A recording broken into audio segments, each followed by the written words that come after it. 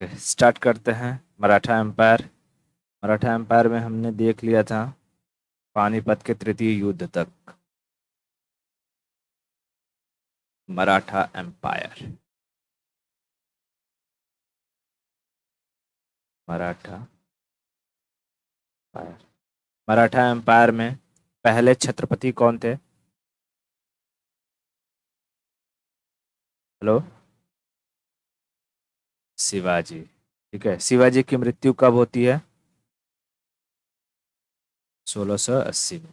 तो देख, मैं दो चीजें यहाँ रख लिखता हूँ कि ताकि स्टोरी कंटिन्यू हो सके। हम देखते हैं, ये है छत्रपति का पोस्ट। छत्रपति। ठीक है। और उसके बाद जब मैं स्टार्ट करता हूँ तो पहले जो छत्रपति थे शिवाजी महाराज। शिवाजी।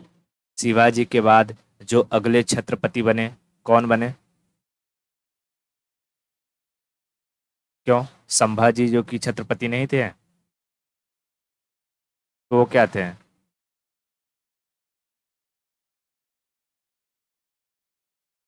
क्या? अच्छा सुन, स्टोरी अभी देख।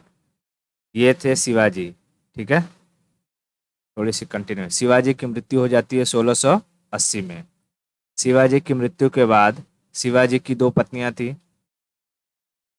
उनकी पहली पत्नी से जो बेटे थे, वो क्या नाम था उनका? संभाजी। संभाजी। और दूसरी पत्नी से जो बेटे थे उनका नाम था राजा राम। राजा राम। संभाजी। संभाजी के बेटे थे साहू जी। साहू जी। और राजा राम का बेटा था शिवाजी द्वितीय। शिवाजी द्वितीय। अब देख, क्योंकि जब शिवाजी की मृत्यु होती है तो दूसरे छत्रपति बनते हैं संभाजी। लेकिन संभाजी में दूरदर्शिता नहीं थी, यानी उन्हें पॉलिटिकल जो राजकाज करना है वो किस तरीके से करना है उन्हें समझ में नहीं आ रहा था। इसलिए इन्होंने औरंगजेब के बेटे को क्या दे दी? अजाइलम दे दी। जिसकी वजह से औरंगजेब ने इन्हें मार दिया और साहू जी को क्या कर दिया? कैद कर दिया। ठीक है। साहू जी को कैप्चर कर लिया। फिर जो है संभाजी को जब मार दिया गया तो यहाँ राजगद्दी पर बैठने वाला कोई नहीं था। तब राजा बन गया कौन? राजा राम। राजा राम। राजा राम की लड़ाई होती है उन जो मुगल होते हैं, और मुगलों की लड़ाई में राजा राम की भी मृत्यु हो जाती है। फिर राजा राम का बेटा बनता है शिवाजी द्वितीय। शिवाजी द्वितीय। लेकिन तब तक आ जाता है कौन? साहे बेखबर। और साहे बेखबर किसे छोड़ देता है? साहू जी को। साहू जी आते हैं और मिलते हैं किसके साथ? बालाजी विश्वनाथ। बालाजी विश्वनाथ के साथ। और दोनों जन मिल करके किसे हटा देते हैं? शिवाजी द्वितीय को। उसके बाद जो तीसरे बड़े पेशवा बनते हैं वो साहू जी बनते हैं। ठीक है। हाँ, साहू जी। उसके बाद बालाजी जो जाते हैं 1717 में फरुखसियर के यहाँ, वहां से मैग्ना कार्टा लेके आते हैं। साहू जी की मृत्यु हो जाती है। उसके बाद इनका बेटा बनता है बाजीराव पेशवा। बाजी राव। बाजीराव भी कहाँ पर अटैक कर देता है? मुगल पर अटैक करता है 1737 में। 1737 में मुगलों पर अटैक करता है। ठीक है। उसके बाद इसकी भी मृत्यु हो जाती है। फिर तीसरा जो पेशवा बनता है कौन? बालाजी बाजी राव। बालाजी बाजी राव। ठीक है। तो ये कंटिन्यूअस चैन था जो हमने देखा था। तो शिवाजी में पहले जो एकदम खतरनाक छत्रपति थे वो शिवाजी थे। फिर आए संभाजी। फिर जो एक बेहतरीन छत्रपति आते हैं वो आते हैं साहू जी। बात समझ में? हाँ, तो ये सीक्वेंस जो कि गड़बड़ाना नहीं चाहिए, नहीं तो सीक्वेंस अगर गड़बड़ हुआ तो स्टोरी सब उलट पुलट हो जाएगी। ठीक है। ओके। ठीक है, तो मैं यहाँ से मैं पोस्ट लिखता हूँ जैसे छत्रपति का। छत्रपति। तो देख, पहले छत्रपति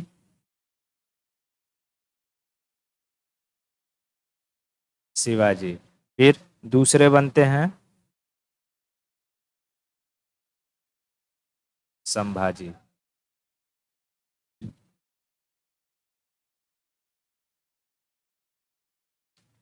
संभाजी। और तीसरे योग्य छत्रपति जो बनते हैं वो आते हैं साहू जी।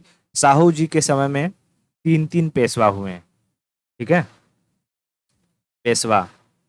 अब यहां से हम पेशवा के बारे में समझते हैं।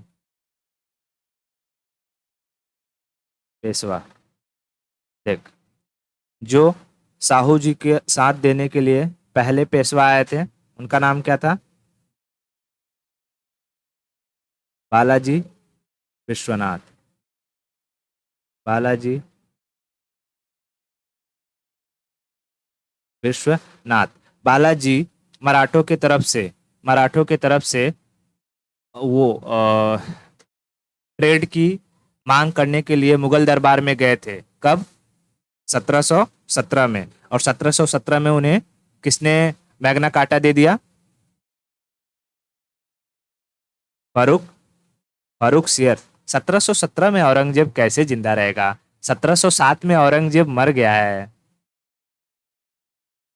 1717 फारूक सियर, है ना? 1717 में फारूक सियर ने इन्हें क्या दे दी? Magna Carta. Magna Carta. ठीक है। उसके बाद उसके बाद जो दूसरे आते हैं, बालाजी की मृत्यु के बाद उनका बेटा आता है बाजीराव, मस्तानी वाला। बाजीराव। बाजीराव का संबंध मस्तानी नामक मुस्लिम महिला के साथ होता है। मस्तानी नामक मुस्लिम महिला के साथ होता है।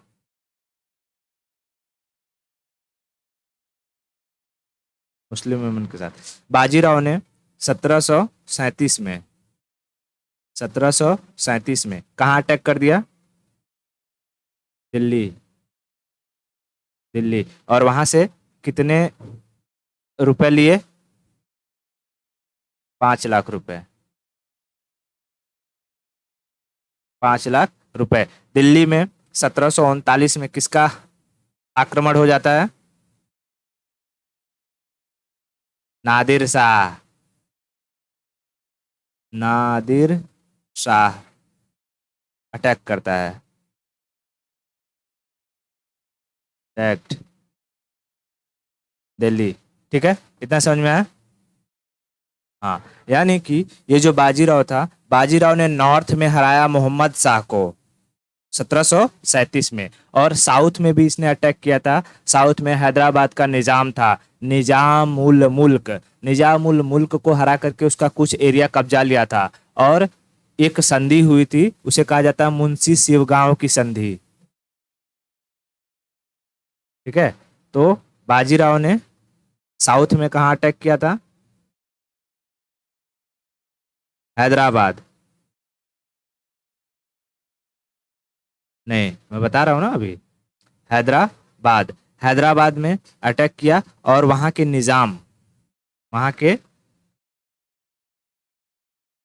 निजाम, क्या नाम था उसका? निजामुल मुल्क।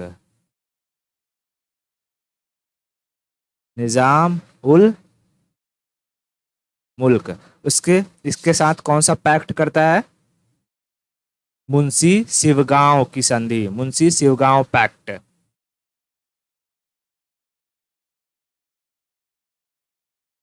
मुंशी शिवगांव पैक्ट साइन होता है। और हैदराबाद का कुछ एरिया कौन कब्जा लेता है? बाजीराव। यानी बाजीराव ने अपने समय में उत्तर में कहाँ अटैक किया था? मोहम्मद शाह, दिल्ली। ठीक है। और दक्षिण में निजामुल मुल्क। ठीक है। उत्तर में कहाँ अटैक किया? और दक्षिण में हैदराबाद, निजामुल मुल्क। और दिल्ली में कौन शासन कर रहा था उत्तर में? मोहम्मद शाह, ठीक है, मोहम्मद शाह, बात समझ में आया? मोहम्मद शाह। पहले फर्रुख सिर आया था कि पहले मोहम्मद शाह आया था? ट्रिक बोल, ट्रिक बोल, ट्रिक बोल। फॉर एम ए, ठीक है, फॉर एम ए, समझ में? फॉर एम ए यानी फ से फर्रुख सियर, मोहम्मद शाह, अहमद शाह। तो फर्रुख सियर के दरबार में कौन गए थे? बालाजी विश्वनाथ। मोहम्मद शाह को कौन हराएगा? बाजीराव। बात समझ में आया? उसके बाद आएगा अहमद शाह, अहमद शाह भाग जाएगा, ठीक है। तो देख, दिल्ली में किसे हराया बाजीराव ने? मोहम्मद शाह। कहाँ लिख दूं, ये लिख दूं क्या? दिल्ली में हराया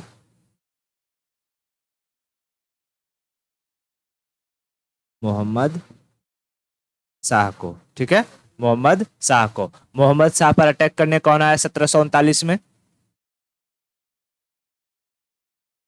मोहम्मद शाह के ऊपर 1739 में अटैक करने कौन आया था?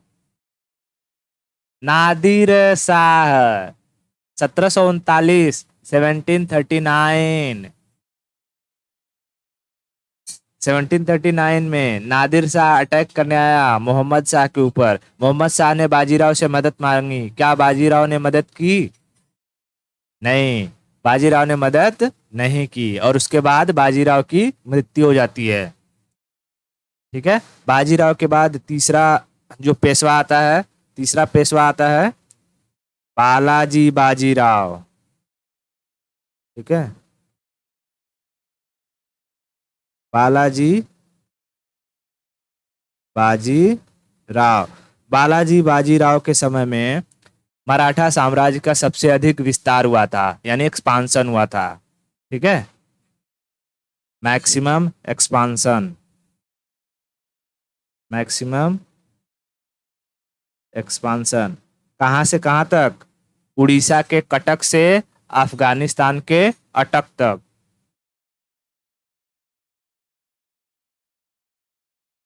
कटक से अटक। देख, ये कहाँ है?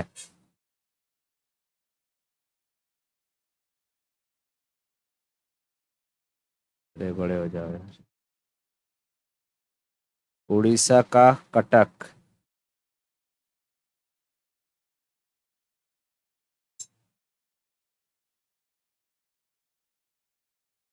ठीक है, ये है, दिखा दो।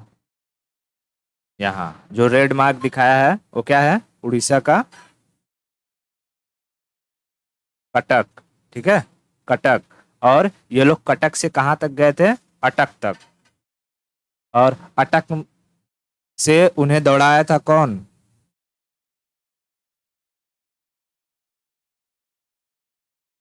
अहमद शाह अब्दाली। और पटक पटक के मारेगा कहाँ पर? पानीपत के द्वितीय युद्ध में, ठीक है। तो याद रखना, ये लोग जा रहे थे कटक से अटक और मार खाए पटक पटक, ठीक है। तो यहाँ से उड़ीसा से लेकर के यहाँ अटक तक पहुंच गए थे, किसके टाइम पीरियड में? बालाजी बाजीराव। बालाजी बाजीराव ने देखा कि ये जो छत्रपति हैं यानी साहू जी महाराज हैं, ये तो कुछ काम वाम कर नहीं रहे हैं, सारा काम हमारे पिताजी किए, हमारे दादाजी किए, ये सिर्फ बैठे हैं, तो क्यों ना सारी की सारी जो पावर है मैं अपने हाथ में ले लूं, ठीक है, क्यों ना सारी की सारी पावर मैं अपने हाथ में ले लूं। तो इसने ना इनके साथ साहू जी के साथ एक संधि करा, संगोली पैक्ट। और संगोली की संधि के तहत छत्रपति की सारी शक्तियां पेशवा के हाथ में आ जाती है और छत्रपति के पोस्ट को खत्म कर दिया जाता है, ठीक है। संगोली पैक्ट, संगोली की संधि।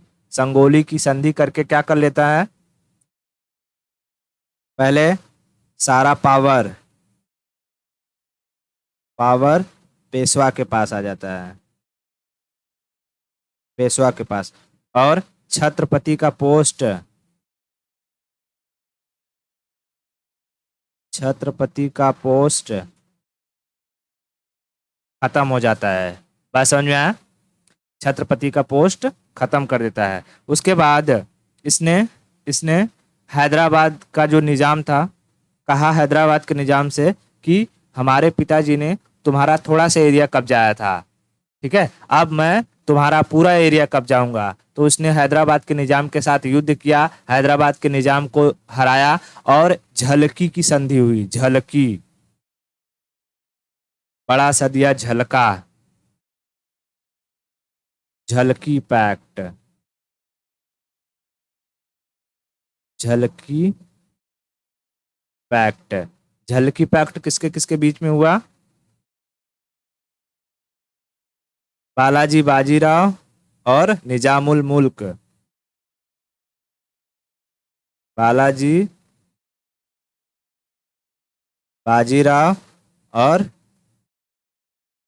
निजाम उल मुल्क। और इसके तहत सारा का सारा हैदराबाद किसके अंडर आ गया? बालाजी बाजीराव। निजाम उल मुल्क ने किसकी अधीनस्था स्वीकार कर ली? निजाम उल मुल्क ने किसकी अधीनस्था स्वीकार कर ली? बालाजी बाजीराव, ठीक है। निजाम उल मुल्क सब ऑर्डिनेट हो गया, सब ऑर्डिनेटेड बालाजी बाजीराव। समझ में आया? यानी कि कौन से पैक्ट के तहत पूरा का पूरा हैदराबाद मराठाओं के अंदर आ गया? झलकी पैक्ट, झलकी की संधि, ठीक है। पैक्ट मतलब क्या होता है? संधि। जब अलायंस, कोई जो कि देश हार जाता है किसी दूसरे देश से, तो वॉर को रोकने के लिए बैठ करके कहीं ना कहीं वो किया जाता है ना कि भाई हाँ ठीक है, ये पैक्ट होगा, हम ये एरिया मेरा हो गया, ये एरिया तुम्हारा हो गया, समझौता होता है कि नहीं होता है? हाँ, उसी कहते हैं पैक्ट। तो झलकी नामक जगह पर हुआ था, इसलिए उसे कहा गया झलकी पैक्ट। इतना क्लियर हुआ? क्योंकि ये बालाजी बाजीराव के समय में इतना सारा कुछ होता है, इसलिए इन्हें द्वितीय शिवाजी कहा जाता है, या शिवाजी का सेकंड, मतलब कि मराठा साम्राज्य का सेकंड फाउंडर, ठीक है, second founder of Maratha empire, Maratha empire. इतना क्लियर हुआ? ओके, अब मैं इमेज ला रहा हूं और उसमें मुझे बताना कहां पर क्या हो रहा है, ठीक है। ये हमारा प्यारा भारत, बता। बालाजी बाजीराव कौन से नंबर के पेशवा थे? थर्ड नंबर के पेशवा थे, ठीक है। दिल्ली पर किसका शासन चल रहा है? मुगल, ठीक है। मुगल, दिल्ली पे मुगलों का शासन चल रहा है। उसके बाद जो है, जो यहाँ मराठा में बालाजी बाजीराव, बालाजी बाजीराव, बाजी, एक काम करता हूँ, पूरा नहीं लिखता हूँ, सीधा ही लिख देता हूँ, बालाजी बाजीराव, ठीक है। अब देख, हो गया बालाजी बाजीराव। बालाजी बाजीराव के पहले इनके पिताजी ने हैदराबाद के निजाम से कौन सी संधि की थी?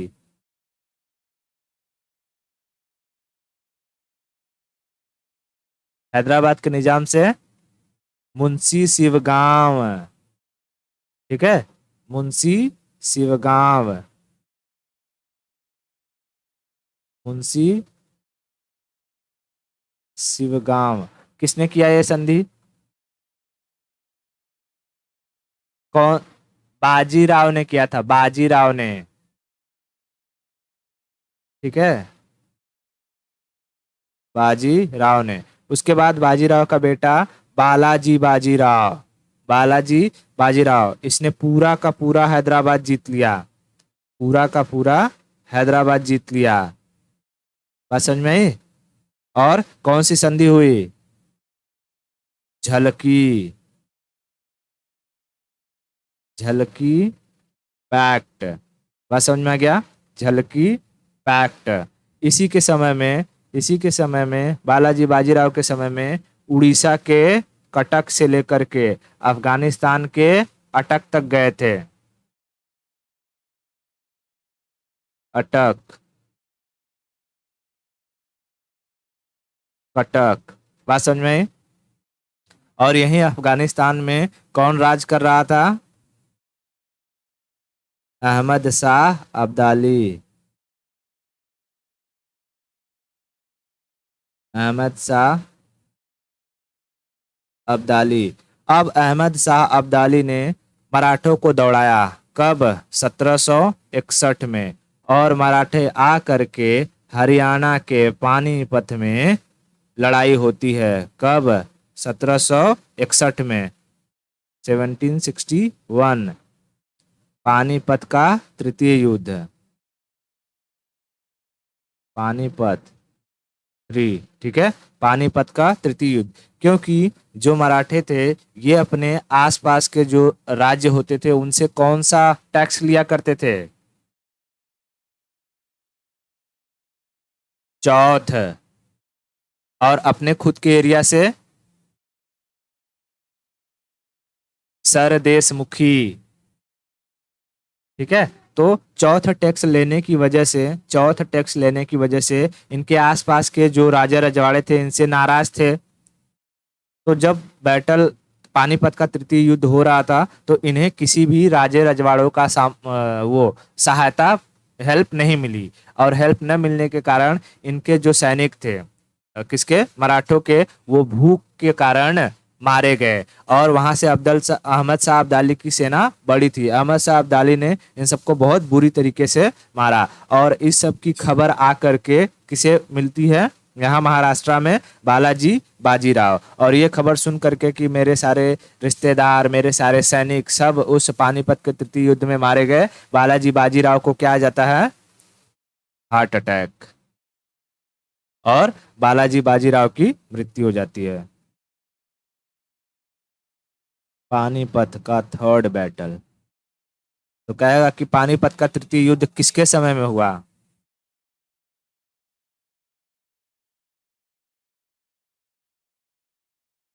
किसके बीच में नहीं, किसके समय में पूछ रहा हूं। अरे मराठों में कौन? हाँ, Balaji Bajirao, third battle of Panipat. कब हुआ? 1761, ठीक है। बालाजी बाजीराव और अहमद शाह अब्दाली, अब्दाली। और इसकी खबर सुन करके कि हमारे सारे के सारे सैनिक मारे गए, किसे हार्ट अटैक आ गया? Balaji Bajirao got heart attack. बात समझ में आया? और उनकी मृत्यु हो जाती है। इतना क्लियर है? ओके। अब इनकी मृत्यु के बाद, इनकी मृत्यु के बाद जो पेशवा थे उन सब में, क्योंकि ये पेशवा का पोस्ट तो अब वंशानुगत आ रहा था, तुम्हारा बाप का बेटा, उसका बेटा, उसका बेटा पेशवा बन रहा था। तो इनकी मृत्यु के बाद जो पेशवा का पोस्ट था उसमें खड़मंडल मच गया, यानी आपस में ही मारी मारा चालू होगा कि मैं पेशवा बनूंगा, मैं पेशवा बनूंगा। ठीक है। अब देख, जो साहू जी थी, साहू जी ने मरने से पहले ना मराठा साम्राज्य को 5 भागों में डिवाइड कर दिया था। ठीक है। साहू जी ने मरने से पहले मराठा साम्राज्य को कितने भाग में डिवाइड किया था? 5 भागों में डिवाइड किया था। अब देख, उन्होंने जो,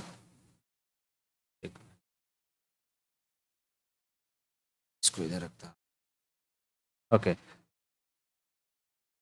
साहू जी ने जो ये गुजरात वाला एरिया था, ठीक है, पहले तो ये पुणे वाला सुन, पुणे वाला जो एरिया था उसे दिया था पेशवा को, ठीक है, पुणे वाले एरिया को किसे दिया था?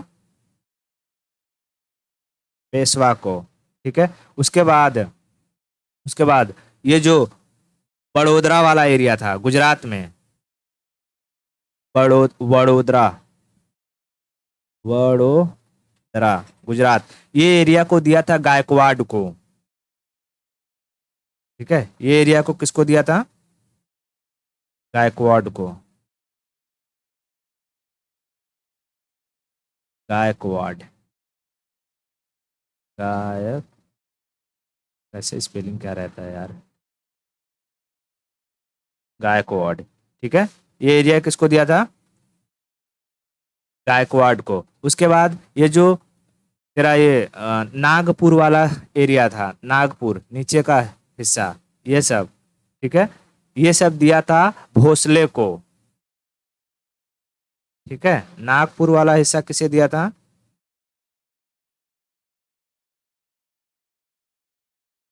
नागपुर वाला हिस्सा दिया था भोसले को,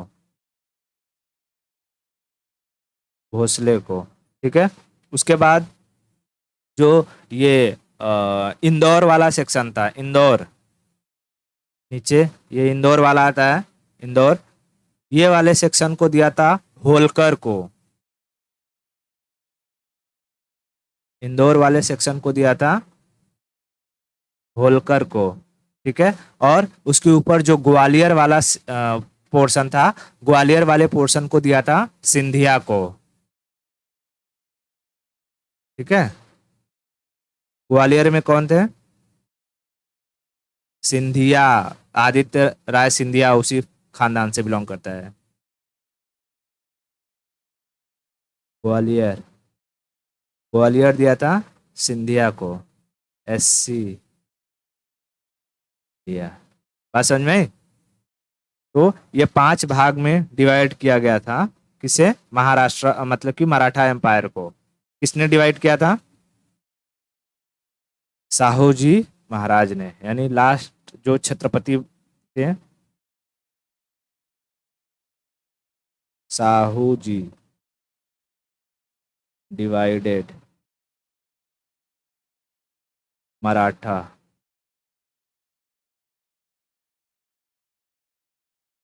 एम्पायर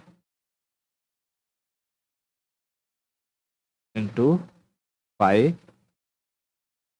पार्ट्स। इतना समझ में आ गया? हाँ चल बता, पुणे वाला पोर्शन किसे दिया? पेशवा। वडोदरा,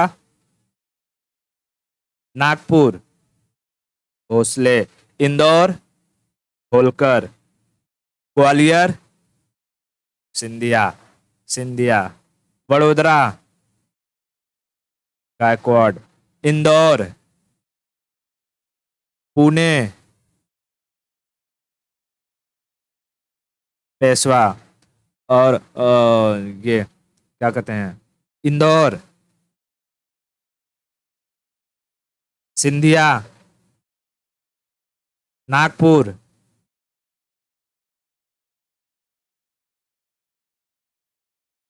आशा भोसले, भोसले, ठीक है, पूना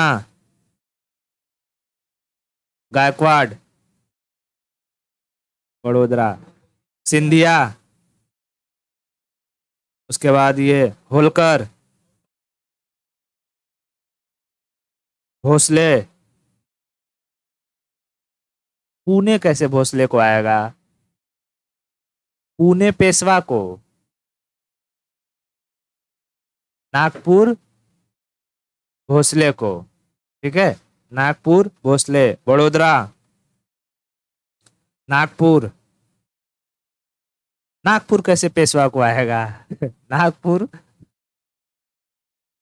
नागपुर भोसले, पुणे, पुणे इंदौर सिंधिया गायकवाड़ भोसले, पेशवा, सिंधिया, होलकर, क्या, इंदौर, ओके, नागपुर, पुणे, वडोदरा, वडोदरा, गायकवाड़, ठीक है, ग्वालियर, इंदौर, नागपुर, समझ में आ गया? ओके। महाराष्ट्र मतलब कि मराठा एम्पायर को 5 भागों में किसने डिवाइड किया था? साहू जी। किसकी मृत्यु के बाद पेशवा में जो कि कोलिजन स्टार्ट हो गया? बालाजी बाजीराव। बालाजी बाजीराव की मृत्यु के बाद पेशवा के पोस्ट को लेकर के आपस में ही पारिवारिक झगड़ा चालू हो गया। उसके बाद जो नेक्स्ट बालाजी बाजीराव के बाद जो अगले पेशवा बनते हैं उनका नाम रहता है माधव नारायण राव। ठीक है, माधव नारायण राव। तो कौन से नंबर के पेशवा आएंगे? चौथा। चौथे पेशवा आते हैं माधव नारायण राव, बाजीराव नहीं, राव। ठीक है, माधव नारायण राव, ये अंतिम योग्य पेशवा थे। ठीक है, ये जो थे ये लास्ट इलिजिबल पेशवा थे। इसके बाद जो पेशवा आएंगे वो योग्य नहीं रहेंगे, एलिजिबल नहीं रहेंगे, उन्हें कोई भी मार काट के चला जाएगा। ठीक है, लास्ट इलिजिबल पेशवा। बात समझ में आया? हाँ, इनके समय में मराठों की जो पावर खो चुकी थी वो धीरे धीरे रीगेन होने लगा। ठीक है, रीगेन होने लगा। अब देख, जैसे यहाँ पर बालाजी बाजीराव के समय में देखा कि पानीपत के तृतीय युद्ध में कौन आया था? अहमद शाह अब्दाली। अहमद शाह अब्दाली जब यहाँ अटैक करने आया था तो यहाँ मुगल में जो राज कर रहा था शाह आलम द्वितीय, वो क्या कर दिया, वो भाग गया था यहाँ दिल्ली छोड़ करके। ठीक है, शाह आलम द्वितीय दिल्ली छोड़ के भाग गया था, तो इन्होंने किसे बुलाया? शाह आलम द्वितीय को नेपाल से वापस बुलाया, बोला कि आओ तुम बैठो यहाँ पर। ठीक है, ताकि अगर कोई तुम पे अटैक करेगा तो हम लोग ऑब्जर्व करेंगे कि किस तरीके से तुम पे अटैक कर रहा है, कौन अटैक कर रहा है। क्योंकि दिल्ली पर जो बैठ रहा है उसे ही पूरे भारत का महाराजा माना जाता है ना। तो कोई भी अगर फॉरेन अटैकर आएगा तो वो किसी छोटे मोटे एरिया पे अटैक नहीं करेगा, उसका सबसे पहला टारगेट रहेगा दिल्ली। हाँ, तो उसने ये जो माधव नारायण राव थे उन्होंने किसे दिल्ली पर वापस से बिठाया? अहमद शाह आलम द्वितीय। शाह आलम द्वितीय ही रीपोस्टेड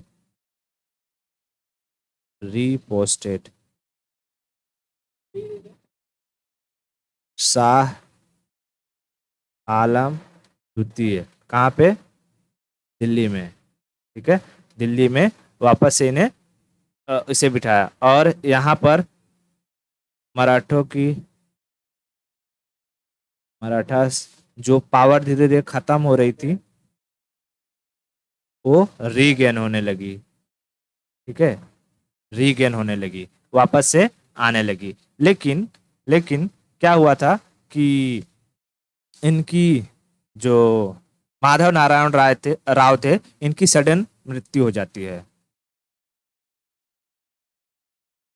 सडनली डाइड। ठीक है, तुरंत इनकी मृत्यु हो जाती है। बता, पानीपत का तृतीय युद्ध कब हुआ? 1761। उस समय दिल्ली पर कौन बैठा?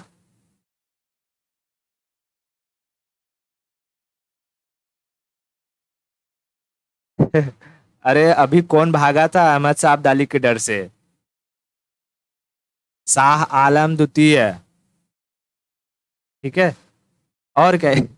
यही भागा था, शाह आलम द्वितीय, शाह आलम द्वितीय। ठीक है, शाह आलम द्वितीय। उसको जब देखा कि पानीपत में लड़ाई चल रही है, कौन आ रहा है, अहमद शाह अब्दाली, दिल्ली छोड़ के भाग गया, दिल्ली छोड़ के भाग गया। तो उसके बाद अहमद शाह अब्दाली आया, वहीं से पानीपत से ही मार वार के दिल्ली में आया, लूट लाट के सब लेके चला गया। ठीक है, सब लूट के चला गया। उसके बाद यहाँ पर जब मराठाओं में इनकी मृत्यु हो जाती है, बालाजी बाजीराव की, फिर नेक्स्ट रूलर मतलब कि नेक्स्ट पेशवा बनते हैं माधव नारायण राव। वो देखते हैं दिल्ली पर कौन बैठा है, कोई नहीं। अगर कोई नहीं बैठेगा तो कोई भी फॉरेन पावर आएगी। तो इस समय मराठा थोड़े भारी थे, मतलब कि भारत में पूरे छाए हुए थे, तो इन पर ही अटैक होता। तो इन्होंने सूझबूझ से काम लिया और वापस से किसे बुलाया, शाह आलम द्वितीय को बुला आकर के, आप राजा बनो, हमारे राजा कौन रहोगे, आप ही रहोगे। ठीक है, यानी कोई आएगा पीटने तो किसे पीटेगा पहले, शाह आलम को पीटेगा। ठीक है, तो इन्होंने शाह आलम को वापस बिठाया और धीरे धीरे अपना राजकाज चलाते गए। लेकिन जैसे ही ये सोच रहे थे कि थोड़ा आगे बढ़ा जाए, इनकी मृत्यु हो जाती है। इनकी मृत्यु के बाद जो नेक्स्ट पेशवा बनता है, कौन द्वितीय, पेशवा की बात करो, पेशवा, शाह आलम नहीं, माधव नारायण राव। माधव नारायण राव की मृत्यु के बाद इनका बेटा आता है नारायण राव, नारायण राव। नारायण राव योग्य नहीं रहता है, एक्चुअली नारायण राव का चाचा रहता है रघुनाथ राव, ये पेशवा बनना चाहता है। ठीक है, तो नारायण राव का चाचा कौन, अंकल था रघुनाथ राव, रघुनाथ राव। और ये क्या चाहता था, पेशवा बनना,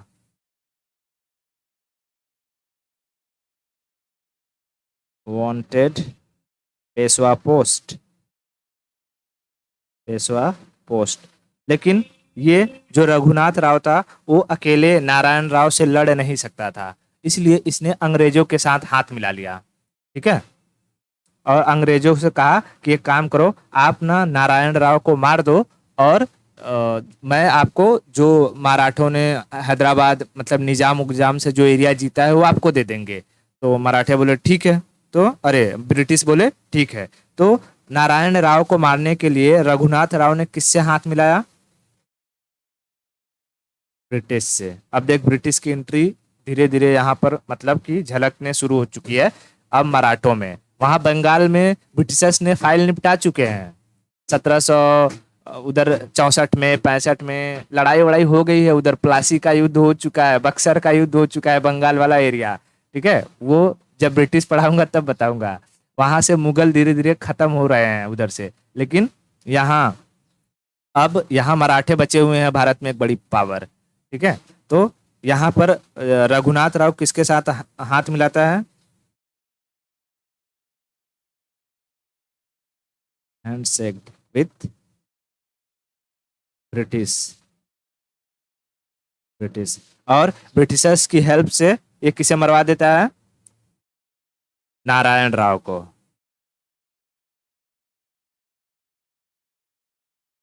किल्ड नारायण राव। बात समझ में आ गया, नारायण राव को मार दिया। अब देख, जब नारायण राव को मार देगा तो नेक्स्ट पेशवा बनेगा कोई। ये सोच रहा था कि मैं पेशवा बन जाऊं, लेकिन नारायण राव का एक बेटा रहता है माधव राव द्वितीय, वो छोटू सा रहता है, माधव राव द्वितीय। ये अल्पायु होता है, अल्पायु, स्मॉल, छोटी उम्र का होता है। ठीक है, छोटी उम्र का होता है। जैसे अकबर अकबर को छोटे उम्र में ही राजा बन गया था, फिर तेरा बाबर छोटी उम्र में राजा बन गया था, तो वैसे इसको भी बना दिया गया। लेकिन इसको जब नेक्स्ट पेशवा बनाया गया तो इसकी प्रोटेक्शन के लिए 8-12 लोगों का एक ग्रुप बनाया गया। ठीक है, 12 लोगों का एक ग्रुप बनाया गया, जिसे कहा गया बार भाई परिषद।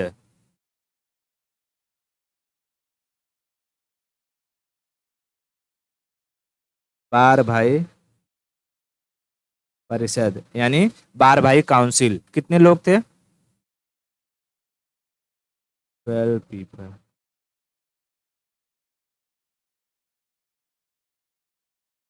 बार भाई काउंसिल, ठीक है। और इसके प्रेजेंस में, माधवराव के प्रेजेंस में, यही बार भाई जो परिषद थे, ये लोग क्या चला रहे थे? शासन चला रहे थे। बात समझ में आया? ओके। अब देख, यहाँ पर जो है, जैसे ही थोड़ा सा शासन चल रहा था, अभी भी ये रघुनाथ राव है, इसके मन में इच्छा है क्या बनने की? पेशवा बनने की। रघुनाथ राव की इच्छा है पेशवा बनने की। रघुनाथ राव ब्रिटिशर्स से मिला हुआ है और ब्रिटिशर्स के साथ मिल करके उसने क्या करवाया? अटैक करवाया माधवराव के ऊपर। और अब यहाँ पर बार भाई परिषद है, माधवराव की प्रोटेक्शन में ब्रिटिशर्स से लड़ जाएंगे और यहीं पर पहली मराठा और ब्रिटिशर्स के बीच में युद्ध होगा, जिसे कहेंगे फर्स्ट आंग्ल मराठा वॉर। बात समझ में आई? हाँ, तो ये जो फर्स्ट आंग्ल मराठा वार है, इसको हम लोग डिटेल से जब वो पढ़ेंगे, ब्रिटिश पढ़ेंगे, तो उसमें देखेंगे। लेकिन वो वॉर कब कब खत्म हुआ, किस पैक्ट के तहत खत्म हुआ, उसको बाद में देखेंगे। अभी हम लोग पहले ये समझते हैं कि ये जो माधवराव थे, माधवराव को मरवा दिया जाएगा, क्योंकि फर्स्ट आंग्ल मराठा वॉर में कौन हार जाएगा? माधव राव। मतलब कि माधवराव को मार देंगे, ठीक है। और यहाँ होता है फर्स्ट एंग्लो मराठा वॉर। और यहाँ पर कौन मर गया? माधवराव। माधवराव द्वितीय हार जाते हैं, ठीक है। माधवराव द्वितीय हार जाते हैं। उसके बाद अभी इसको क्या लगता है, ये रघुनाथ राव को, कि अब मैं पेशवा बन जाऊंगा। तब तक एक और, क्योंकि अब परिवार में खड़मंडल मचा हुआ है, एक दूसरे में लड़ाई चल रही है, तो माधवराव की मृत्यु के बाद एक दूसरा इंसान आता है, बाजीराव द्वितीय, वो पेशवा बन जाता है, ठीक है। बाजीराव द्वितीय। नेक्स्ट पेशवा कौन बन जाता है? सातवां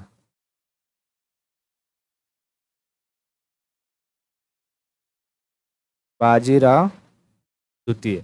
बाजीराव द्वितीय जब पेशवा बन जाता है, अब ये रघुनाथ राव एकदम पागल हो जाता है, बोलता है साला मेरे को पेशवा नहीं बना रहे लोग, खुद बन जा रहे हैं। ये अंग्रेजों को बोलता है जल्दी जल्दी ये पूरे मराठा को एकदम कमजोर करो। तो अंग्रेजों की चाल क्या थी पता है? अंग्रेज चाहते हैं तो मराठाओं को पूरी तरीके से कब का खत्म कर देते हैं, ठीक है। लेकिन अंग्रेजों के पास बहुत ज्यादा स्ट्रेंथ नहीं थी, 10,000 सैनिक के लिए ये लोग लेकर के आए थे पूरा, और यही लोग मिल करके पूरे भारत पर राज किए थे। तो ये लोग क्या चाहते थे ना, किसी भी साम्राज्य को अगर कमजोर करना है ना, तो पहले देखो कि उसके यहाँ से कौन हमारी साइड आके मिल रहा है, जो हमें उनकी खुफिया जानकारी दे दे, सैनिकों के बारे में बता दे, उनके इकोनॉमिक सोर्सेज के बारे में बता दे, सारी इंफॉर्मेशन हमें दे दे। तो उनको रघुनाथ राव मिल चुका था, और ये लोग रघुनाथ राव के कंधे पर बंदूक रख करके किससे लड़ाई कर रहे थे? मराठाओं से। और धीरे धीरे धीरे धीरे ये ब्रिटिश क्या करते गए? मराठाओं को खत्म करते गए। तो बाजीराव के टाइम में मराठाओं से और अंग्रेजों के बीच में दो युद्ध होते हैं, जिसे सेकेंड एंग्लो मराठा वॉर और थर्ड एंग्लो मराठा वॉर कहा जाएगा, ठीक है। कितनी लड़ाइयां होगी यहाँ पे? तो एक जिसे कहा जाएगा सेकेंड एंग्लो मराठा वॉर, ठीक है। और फिर तीसरी होगी third Anglo Maratha war. Third Anglo Maratha war के बाद मराठा साम्राज्य एकदम से पूरी तरीके से ध्वस्त हो जाता है। और मराठा साम्राज्य ध्वस्त होने के बाद, यानी बाजीराव की मृत्यु हो जाती है। बाजीराव मृत्यु के बाद रघुनाथ राव कहता है कि अब तो कोई भी नहीं बचा है, अब मुझे पेशवा बना दो। अंग्रेज बोलते हैं पागल हो गया है क्या, हम लोगों ने मेहनत करी, पूरा मराठा साम्राज्य से लड़ाई हमने करी, तुझे क्यों पेशवा बनाएंगे?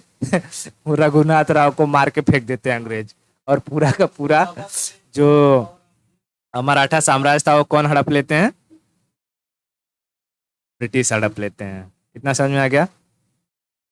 तो कहेगा कि मराठा साम्राज्य का लास्ट पेशवा कौन हुआ?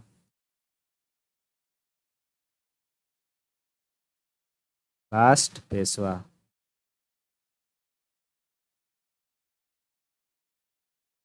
बाजीराव द्वितीय। एक और यहाँ पर मराठा एम्पायर डिस्ट्रॉयड।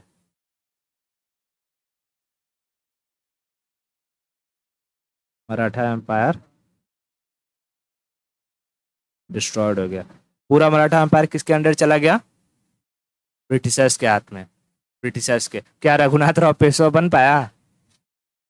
फालतू मरा गया वो पूरा, मार वार के उसको फेंक दिया। अब देख, जब पानीपत का तृतीय युद्ध हो रहा था 1761 में, तब एक हिस्टोरियन था सिडनी वोवेल। ठीक है, हिस्टोरियन था।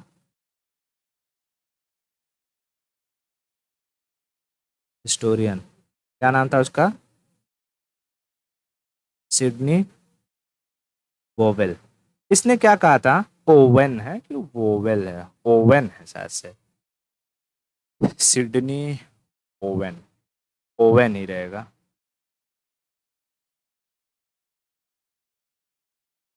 सिडनी ओवेन, हाँ ओवन है। ये तो पता नहीं कुछ और ही दिखा रहा है। हिस्टोरियन सिडनी ओवेन, हाँ ओवेन है। ठीक है, ओवेन, मैं ओवेल लिख दिया हूँ। Sidney Owen. इसने कहा था पानीपत का तृतीय युद्ध में। ओवेन कब? Panipat third battle. इसका कहना था कि पानीपत का तृतीय युद्ध यह नहीं बता सकता कि भारत पर किसका राज्य होगा, यानी किसका शासन चलेगा, लेकिन ये जरूर डिक्लेयर कर देता है कि भारत पर किसका शासन नहीं होगा। समझ में आया? क्या समझ में आया? देख,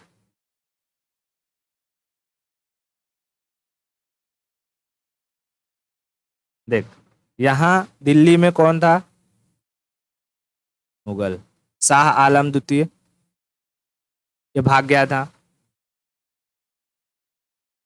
शाह आलम द्वितीय ये भाग गया था। बंगाल वाले एरिया में कौन आ चुके थे? ब्रिटिश। ठीक है, ब्रिटिश। उसके बाद महाराष्ट्र वाले क्षेत्र में, यहाँ पर और पानीपत के युद्ध में पूरी तरीके से कौन हार चुके थे? मराठा। शाह आलम द्वितीय भाग चुका है, मराठा पानीपत में हार चुके हैं। एक बड़ी पावर कौन दिख रही है? यानी आने वाले समय में भारत पर कब्जा किसका होगा? ब्रिटिश। तो इसीलिए सिडनी ओवेन ने कहा था कि पानीपत का तीसरा युद्ध यह नहीं डिसाइड कर सका कि भारत पर किसका शासन होगा, लेकिन यह जरूर डिसाइड कर दिया कि भारत पर किसका शासन नहीं होगा। बात समझ में आए? तो मुगल तो नहीं होंगे, मराठा भी नहीं होंगे, और जो होगा ब्रिटिश आएंगे। इतना क्लियर हुआ? बहुत बढ़िया। ठीक है, अब यहाँ पर हमारा जो ये मराठा में मेन मेन टॉपिक था वो सब का सब खत्म हो गया। अब मराठा में बचे हुए जो छोटे मोटे टॉपिक है, जैसे कि मराठा एंग्लो वॉर जो हुआ था वो कौन सी पैक्ट के तहत खत्म हुआ, ठीक है, फिर पिंडारी वगैरह क्या थे, कौन कौन सी ट्रीटीज हुई थी, कितने छत्रपति, कितने जो कि पेशवा हुए, ठीक है, मिलिट्री किसे कहा जाता था, इनका एडमिनिस्ट्रेशन क्या था, ये छोटे छोटे चीजें हम लोग नेक्स्ट लेक्चर में कवर कर लेंगे। ठीक है।